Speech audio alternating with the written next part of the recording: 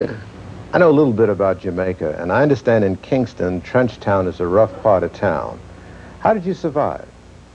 Well, while living in Trenchtown, as a young man, surviving was easy. The only thing you'd have to really look out for was the police. Because the police could have just get you, frame you, you go to prison, and because you come from Trenchtown, Trenchtown's, from them say, where you from? You say, Trenchtown, you're gone.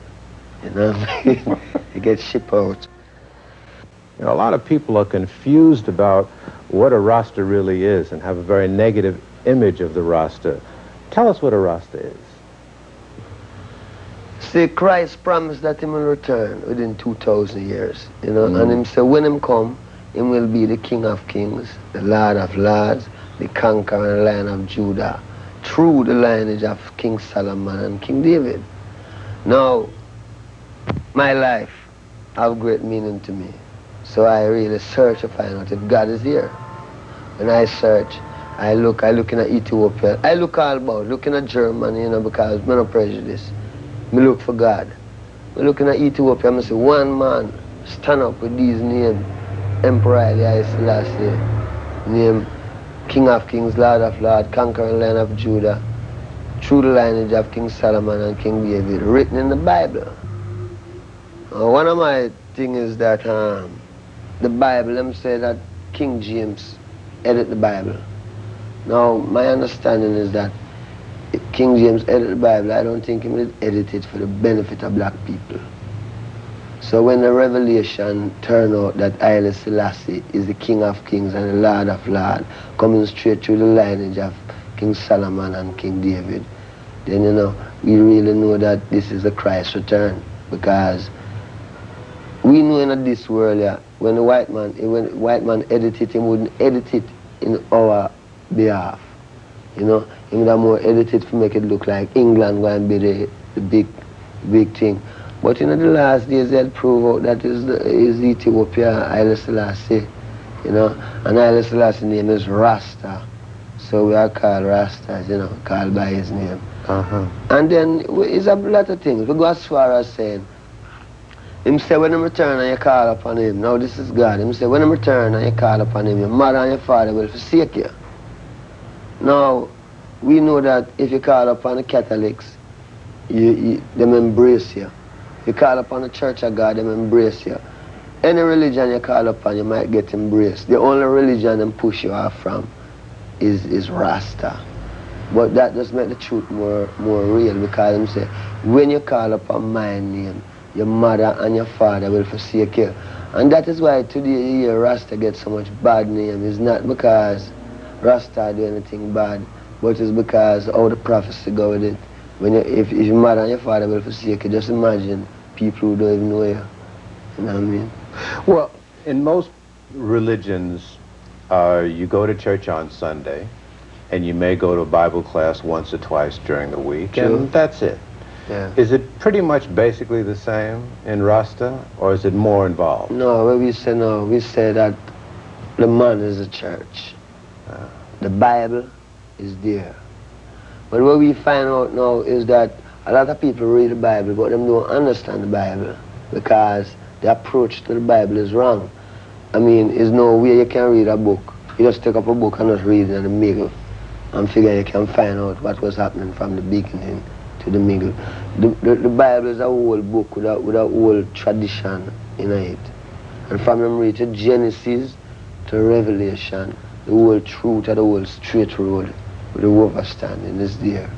So it's not a well then we just go church and do like the other Christian. We know that the man is a church.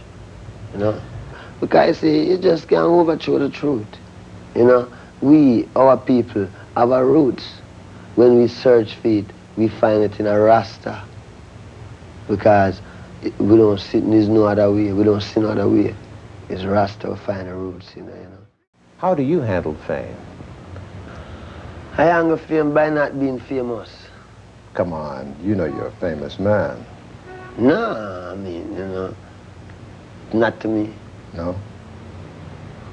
Not famous to me. Some people get drunk off of things. See, I learned from he was coming in, from I just started music.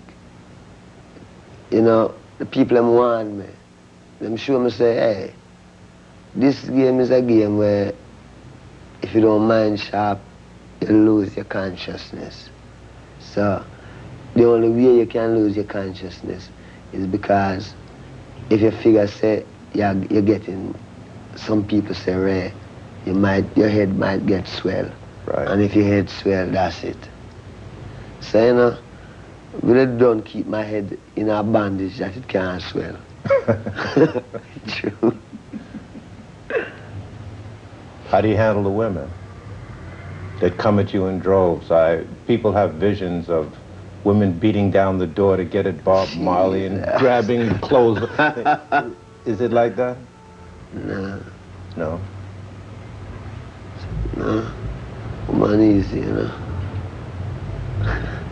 Is it difficult, though, to keep your balance and not, you know, get to feeling that you're more important than you really are when so many people are after you all the time for different things? No, you see, I don't think, I never really check myself, you know, I know I am benefit to the people, you know. That's the only consciousness I have on myself, that I can be beneficial to a people, you know. And I don't know anything else. I don't know that. What do you think it is that has made Bob Marley such a big name? I think, you know, maybe it's just what Bob Marley stands for. What is that? The truth. And the determination to stay alive and survive. You know? You have a record out called Survival. Yeah. That was last year. Yeah. Did anything happen to you that caused you to write that? Well, 1976, I'm shoot off of me, right? Yes. And I figured that was survival, you know? Yeah. What happened when you were shot? You were in your home. Yeah. Was it in the morning or at night or what happened? Well, it was about, that's about 9 o'clock in the night. Yeah. What happened is that the night before, about 3 nights before that, I was living at a place called Bullby, you know? Mm. And I went to about 3 o'clock in the morning and get some sleep. And then I was in a lot of gunshot, you know? That was a dream. I was in a barrage, a gunshot, but when it all over, you know, it's like I never really get no shot. But I see my mother get shot. You know, the vision show my mother get shot in her head. And what happened is that the vision said, don't run. You know, it's like, you know, all of this gunshot is like something that the vision said, don't run, stand up. So when the gunshot started firing on Hope Road, the first thing come back to my mind was the vision. And all I could remember is that the vision said, don't run. And somebody have to stand up, you know. And, you know, them fire until it was tired of fire, and then two is not really a lawful gun battle. Man start to run and it ease up, you know. Where were you hit? Eh? Where were you hit? Me? Yes, sir. Yeah. Went right through? Or just skinned No, it? I'm said lodge inside there. Yeah? Yeah. You never saw the gunman? Well, at that time, no. But you know who did it? You ever know them? Were they caught? No, but I don't call the police. Mm. It's just, you know, one of them things.